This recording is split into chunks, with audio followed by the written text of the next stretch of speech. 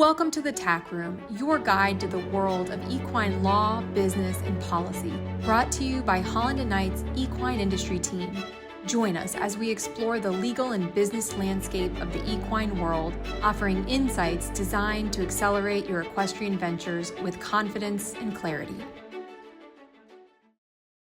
Welcome to today's episode of the TAC Room, where we will explore the world of rodeo. I'm your host, Kayla Pradgid, Chair of Holland & Knight's Equine Industry Team, and I am so thrilled to have with us today Nicholas McKissick, who is a distinguished attorney here at Holland & Knight in our Dallas, Texas office, as well as distinguished guest Denton Edwards, who are both deeply in the rodeo scene and who will help us unpack the complex world of rodeo and team roping specifically. Starting with Nick McKissick, he specializes in providing strategic counsel to clients in the areas of tax-exempt organizations, philanthropy, and charitable giving, including, and what's most exciting to me, is he assists a lot of our equine clients with donating horses to universities, equine-related charities, and other entities. He's also a skilled Western rider as well as an avid rodeo fan that currently trains and raises ranch and roping horses. Our special guest today is Denton Edwards. He is the co-owner and founder of Stretch Roping Dummies, a rodeo company based in Texas that is revolutionizing how ropers train. Denton is an entrepreneur, roper, and innovator who has built this business around finding a hole in growing market and filling in an affordable, dependable, and effective product. Denton combines both practical arena experience with a sharp business mindset, and I am so excited for you guys to meet them today. Today, we will dive into kind of the nuts and bolts of rodeo, what it takes to compete, what exciting events are on the horizon, and also some of, frankly, the real challenges facing the industry that so many of us love. So Nick and Denton, welcome to the show. We are so glad to have you guys today. I am going to start with both of you. I really think the listeners are going to want to know, how did you guys both get into rodeo and team roping? And I guess for you, Denton, maybe how did you go from competing in team roping events to really starting a roping company and making these products that can help ropers train? So maybe Nick, let's start with you. Yeah, I think, Kayla, first off, thank you so much for having us on today. I think it's really great to be here with the podcast and then also be here with a close friend of mine, Denton Edwards, as well, who I've known since college. Great guy and just a great person. But with respect to your question, I think what got me into rodeo and team roping specifically, I think, is just everything else in my life is my family. So, my mother got me going out to a cousin of mine, Danny Dangerfield, who took in off the track thoroughbreds to teach them how to do Western riding, Western pleasure riding, and then also a little bit of roping and rodeo. And I think that was kind of my initial introduction into kind of the industry and into the sport. And then I think as a kid, I started getting the opportunity to watch Professional Rodeo Cowboy Association World Championships, the National Finals Rodeo, and really got to see how competitive a lot of the cowboys and cowgirls were and just that strong desire to win. But at the same time, all of the competitors really supporting each other and really creating a very warm, welcoming environment. And I think with respect to team roping specifically, I've just always loved the teamwork element of it. It's the only event in rodeo that requires two cowboys, two horses. And I think another cool thing is you get to stay on your dang horse so you can do it as an old man, which is really cool. So I think that's kind of my introduction to the sport.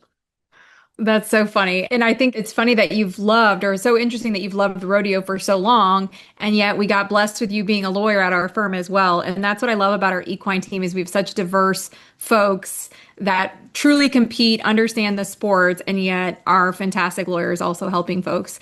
So Denton, tell us a little bit about you and how you got into rodeo and specifically opening your company.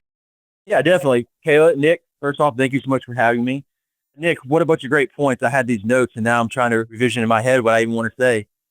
I think that a misconception for a lot of people when it comes to rodeo or team roping is that you have to grow up on a big ranch in Montana, have 100 horses. That's got to be your lifestyle. That was not it for me at all. I grew up in town in DFW in a gated community.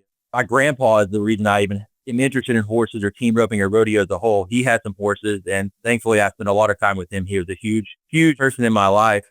And we would go to the rodeo, the Mesquite Rodeo, and we would ride in the Grand Entry. And so that's kind of how I got involved with horses originally.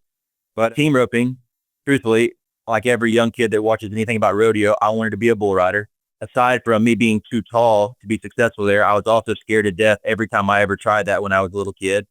So back to Nick's point, you can stay on your horse in team roping and do it as an old man for longevity. Team roping was a much better fit for me. So I started learning how to team rope because I knew how to ride horses, and going to different places around team roping was kind of fun. It gave me the ability to compete. I've always competed in sports, and team roping was another way to compete as well. And then when it came down to how we started the company, the reason that we started Stretch Roping Dummies is because we saw a hole in the market for an affordable, dependable, and effective roping dummy. There was good roping dummies, but they were very high priced. There was nothing for the working man, if you will. Team roping is a whole large demographic of different people and different income levels, and there wasn't anybody that was selling a roping dummy you could depend on that was at an affordable rate. We saw some guys selling a roping dummy, bought some, they were trash, like they broke in the first week, but I noticed that there was a hole for that, and there was a lot of people that wanted to buy those. So we started making those, and it's just been a long road to where we are now. That's such an interesting story. And I love when things organically come together and fill a hole in the market as opposed to something that folks don't need. So I think I want to take it back to the basics. Some of our listeners have never been to a rodeo or don't follow rodeo or Western or team roping. And I think, Nick, if maybe you can start at the basics and tell us, what is rodeo? How do the competitions work for team roping specifically that you guys are both into? Do you get points? Do you win prize money? How does it work for our audience? Yeah, sure, Kayla. And then feel free to chime in anytime you want, man. But I think, specifically with rodeo, I think rodeo is basically a competitive sporting event where cowboys and cowgirls and other equine athletes, their horses, they compete in timed events and rough stock events. And basically, the rough stock events test basically an athlete's strength and balance in certain riding events like bull riding, saddle bronc riding is another one. And these events, right, the athlete tries to obtain a highest score of up to 100 points. And basically what happens is the rider can score a maximum of 50 points. And then their animal, right, like as Denton kind of referred to in bull riding, the bull can score up to 50 points. In the round, whoever has the highest amount of points wins that round all the way through a final. So typically, if it's a series rodeo, you have multiple nights of a rodeo, and cowboys and cowgirls are able to win prize earnings at the end of each night. And then they go to the finals to try to get a big check at the end of the night. So that's how the overall thing works. But you have rough stock events, which I just kind of explained. But then you also have your time events, which is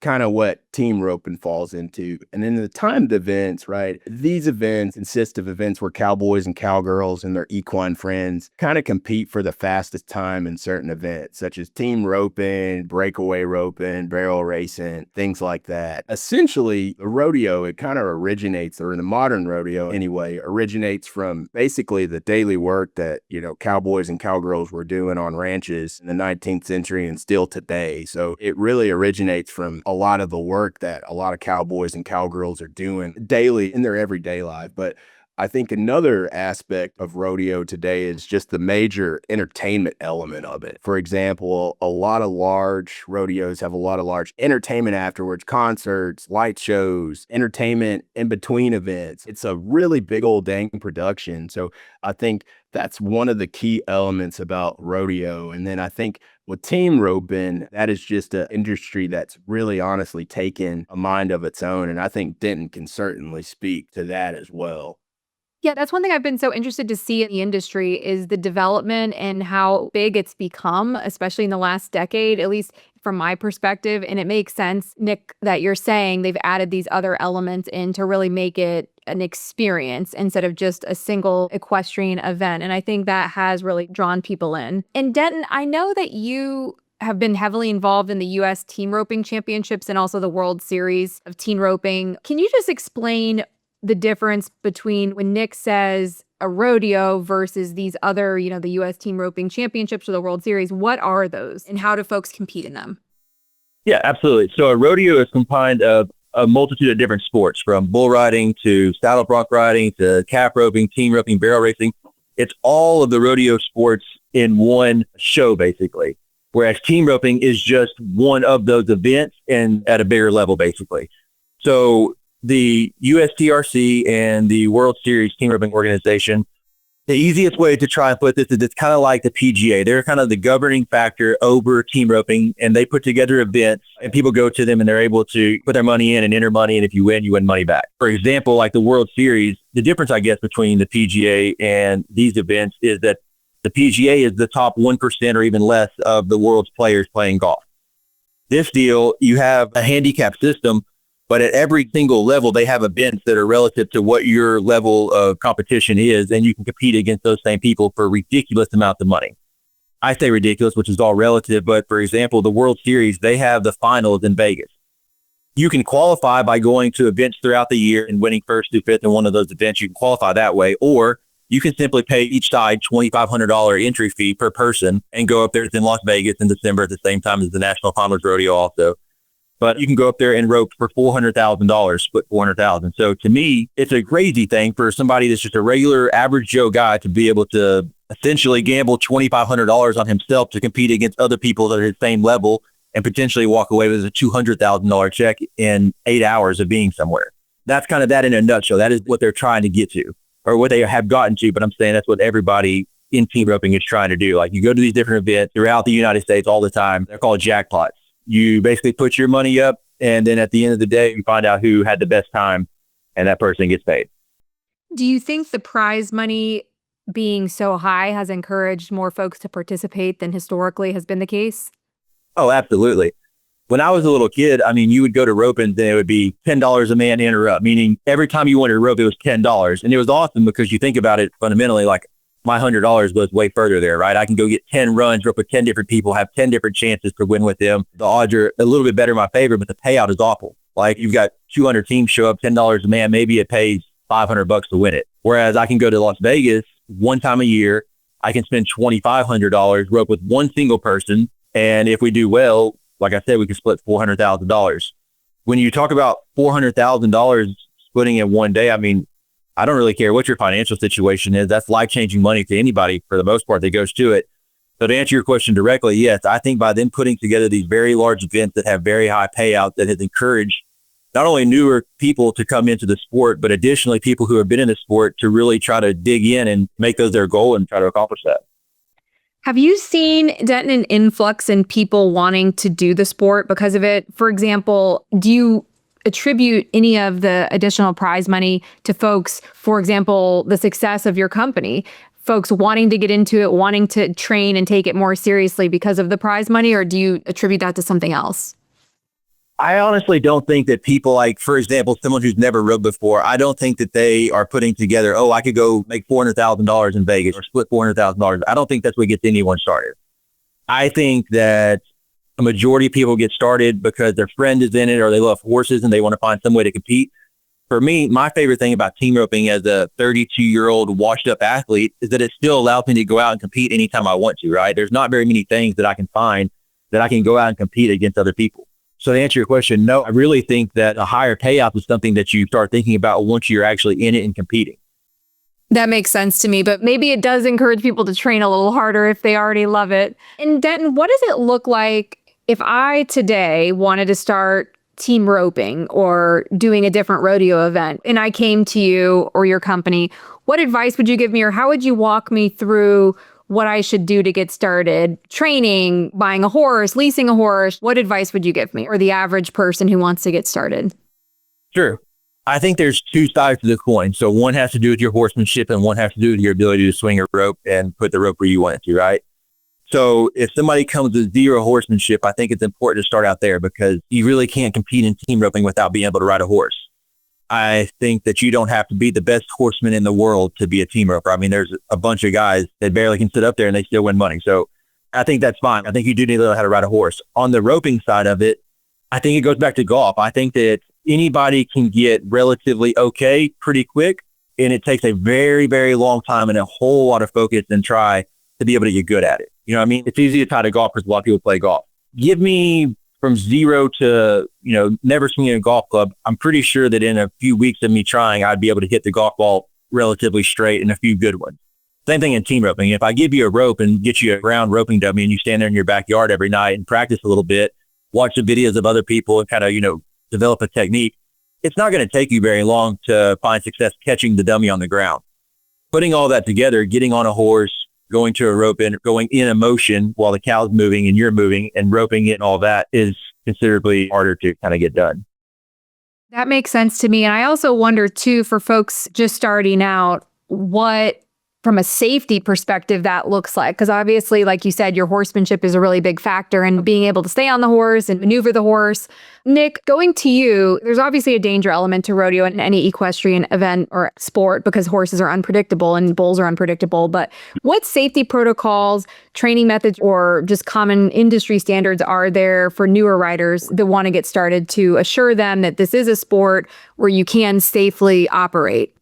Yeah, Kayla, I think that that's a great question. I think the biggest one kind of goes back to what Denton was saying with respect to your horsemanship. I think the most common method for individuals is just to perfect their craft and perfect their horsemanship. And that really does start to Denton's point, especially with starting from the ground up. I learned how to rope with a bale of hay with a set of horns attached to the front of it. And now, right, I think newer riders, younger folks, and people who are a little bit more green in terms of team roping or roping in general have a great product, right? With respect to being able to go to the internet, go to stretchropingdummies.com, select Denton's product, and really be able to pick up the basics in terms of how to swing a rope, how to maneuver a rope, how to handle a rope, all before they get on a horse and start yanking on its mouth and confusing the horse and building a lot of these bad habits. And I think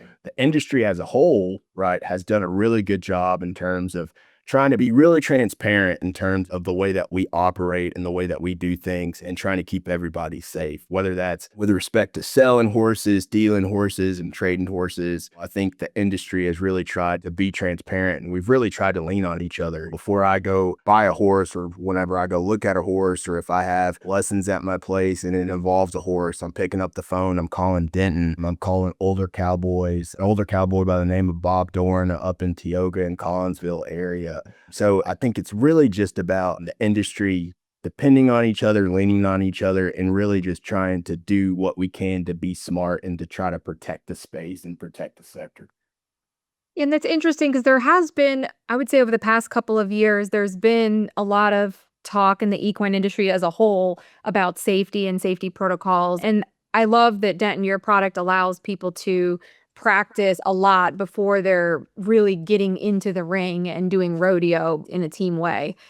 And so for these new potential rodeo riders or just people interested in the sport, Nick, what are some of the big events that are coming up that people should have on their radar, or whether that's on TV or live or exciting championships? What should people be looking out for if they're new to the sport and want to dip their toe? Oh, yeah. I mean, there's quite a few, and I'm sure I'll probably miss a couple, but I think, especially right now, with respect to rodeo season in general, I think we're in the middle of the Texas Swing, and that's a series of kind of high stake winter rodeos that take place here in Texas between January and April. And these rodeos are really critical for cowboys that are trying to get to the NFR at the end of the year. Really big payouts, high, large entertainment. And the rodeos, the core of the rodeos really involves the Sand Hill Stock Show and Rodeo in Odessa, the Fort Worth Stock Show and Rodeo here in Fort Worth that took place in February, the San Antonio Stock Show Rodeo, and then Rodeo Houston, I believe. Me and my wife and my entire family will actually be taking a trip down to Houston for 2 nights to go to Rodeo Houston and Rodeo Austin as well. So that comprises the Texas Swing, but there's also Wendy Ryan Memorial Roping event that'll take place this spring. I think Denton can actually speak to that a little bit more, but that is an awesome roping event that kind of showcases the world's top ropers and team roping, breakaway, tie down roping, you name it. Really an awesome event and also a great organization that provides scholarships to young Texans here across Texas. So doing some really great work in the community, but they also put on a heck of an event in terms of giving everybody the ability to come out and see and showcase some of the top ropers. And I think the last one kind of going into the summertime, I would be kind of remiss if I didn't mention Cheyenne Frontier Days. That is a very, very large rodeo, outdoor rodeo that takes place in late July. It's held annually. You can see that on the TV, but if you're wanting to make a trip this summer, that is something that I would also kind of recommend. Great, fantastic rodeo, and you're going to see a lot of big names out that way. So I would probably say that's kind of my list, but again, I'm sure I'm missing a couple. Denton, do you have any more you could think of, or you think Nick covered them all? Golly, I mean, he did an excellent job, I think. He talked about all the upcoming rodeos, like the big rodeos. If you're in Texas, I mean, he just laid it out for you. Like, Houston, San Antonio, Odessa, Fort Worth, those are pretty much the big rodeos here. And then team roping, yeah, the Windy Ryan, what a great place to go. It's on a Saturday in May. It's a really good time. The USTRC Championship, that'll be in Fort Worth, April 19th to the 26th. No, I mean, Nick, I think he did an excellent job. Cheyenne is one of the most famous rodeos in the entire world. It's very historical. Yeah, if you want to branch out and travel, then Cheyenne's the place to go. Hey, I did want to touch on one thing real quick. You were talking to Nick about safety. This is a plug, but it's also super important for me. So in team roping, there's no real safety aspect. There's not a whole lot of liability, honestly. Maybe freak accidents where your horse falls or something like that, but that's not really able to, prevent anyways. The one single common injury in team roping is people cutting their thumbs off. The way that it happens is basically when you go to dallying is, sorry, it's hard to say this without visualizing it, but basically when you rope the cow's head or rope the cow's feet, to stop that, you tie your rope or you wrap your rope around your saddle horn. All of this is happening extremely fast, and there's a lot of weight pulling against each other. Gravity is not in your favor here.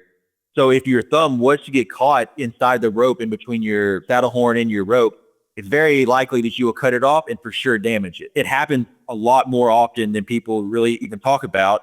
And the one thing I was going to say is there is actually a product, J. Hugh Thorpe, one of my good buddies, he has a product called the Bulldog Thumb Protector.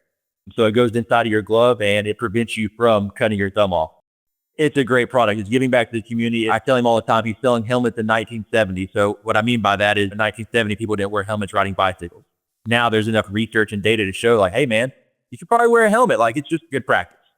Same thing with this deal. I think in the future that everybody is going to wear these Bulldog thumb protectors because it doesn't make sense not to. All these different things for something that may or may not happen, but it's likely to happen the more that you participate in the sport. So that was my one plug and touch just because I feel so strongly about it. But I think everyone should at least look into the Bulldog thumb protectors for team roping events.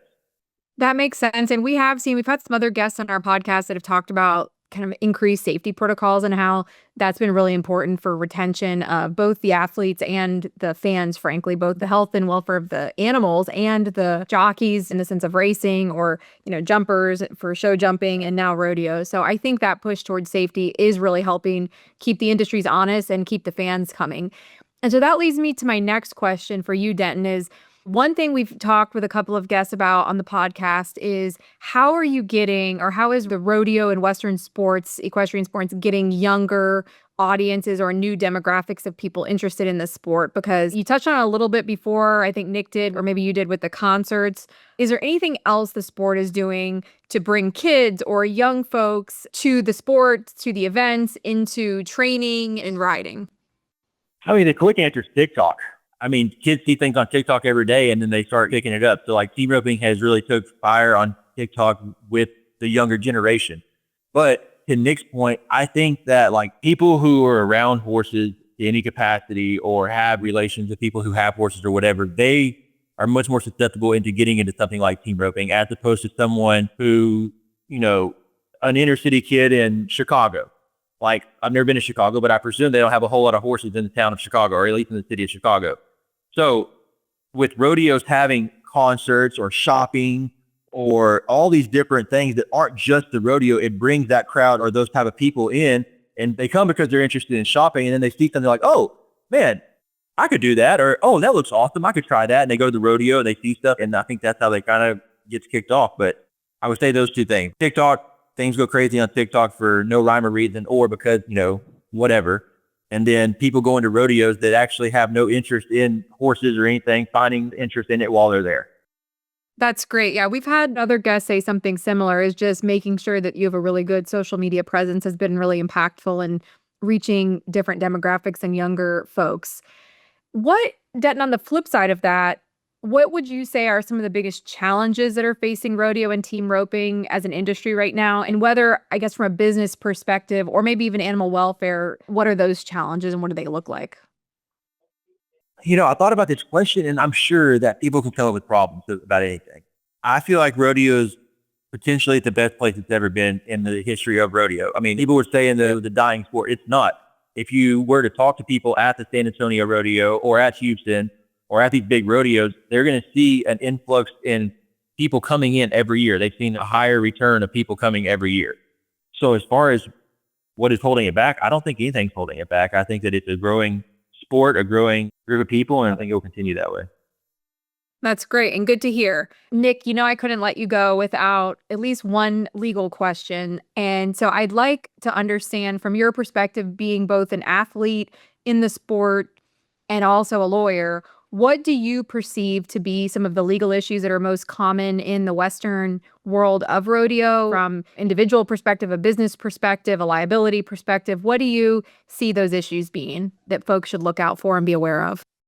Yeah, no problem, Kayla. Great question. I think from our perspective as an advisor and also as an avid fan of the sport, I think there's the common issues that you see from a legal perspective, right? Does our organization have the appropriate insurance for this team roping event? Do we have waivers of liability for our contestants, right? We're always worried about the personal liability or the slip and fall instances. And have we looked at contracts with our vendors, right? We talked about earlier that rodeo's kind of taken a different turn in terms of being a very large production. So with any show, you're going to have vendors, you're going to have people that are coming in, entertainers, and really looking at what those contractual agreements look like. But I think in addition to those really common issues, I think that there's also those not so obvious things that rodeo organizations have to be aware of, especially organizations that are operating as tax exempt organizations. What does our unrelated business income tax profile look like? Have we really looked what it would look like if the IRS came and took a look under the hood? How are we handling contributions of complex gifts, right? We're a rodeo organization, and it would be really nice if we got charitable contributions of horses or bulls of some sort of an old farmer or rancher who's cleaning out. How we analyze our scholarship program from a tax exempt or a tax perspective, charitable solicitation registrations. There's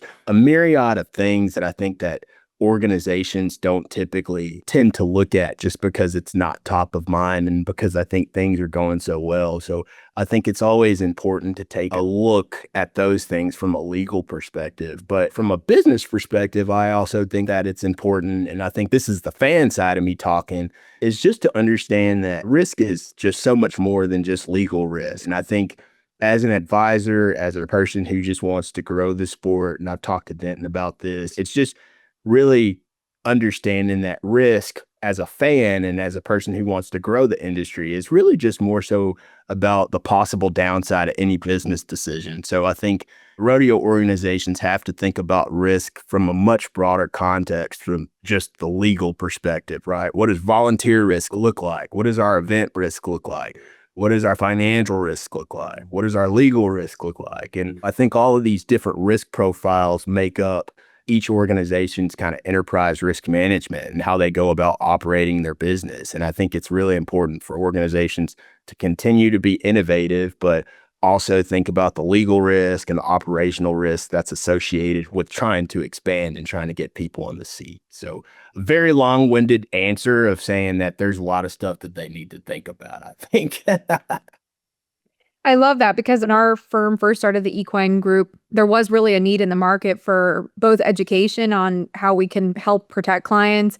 And I love that you also help a lot of our clients with charitable donations of horses. And just a little plug for you because you've done some great work for some of my clients as well, is if folks have horses that have maybe an injury and are not fully capable of jumping or racing or it being in rodeo, but perhaps they do really well with a university that has a veterinarian clinic where they can get incredible care. I've had some clients, Nick's helped us donate horses in instances like that have been great for the horses to get A+ care and also great for the client. So Lots of legal issues surrounding the equine industry for sure. I want to thank both Nick and Denton for joining us today in the TAC room for what I thought was a truly engaging discussion on the developments of the sport, how you get involved, different equipment that folks are using, and frankly, just an intro into the sport. I have so many incredible equine clients, and our firm does, but a lot of them are not in rodeo. And so I love that we got to hear about rodeo and a different side of things. So thank you so much for joining us, and thank you for everyone for tuning in to the TAC room. Thank you for joining us for the TAC Room. With over 55 professionals across more than 20 of our offices, including in equine hubs like Florida, California, New York, Virginia, and Texas, Holland & Knight's equine industry practice is both deeply rooted in the horse industry and nationally integrated. We serve equine professionals, businesses, and equine adjacent industries on a full range of legal needs, including real estate and zoning, training and boarding agreements, liability and insurance, and even anti-doping and regulatory compliance. Our team also advises on business formation, tax planning, sponsorships, and international transactions in the equine space, combining practical knowledge with industry-specific insight. To learn more, please visit hklaw.com/equine.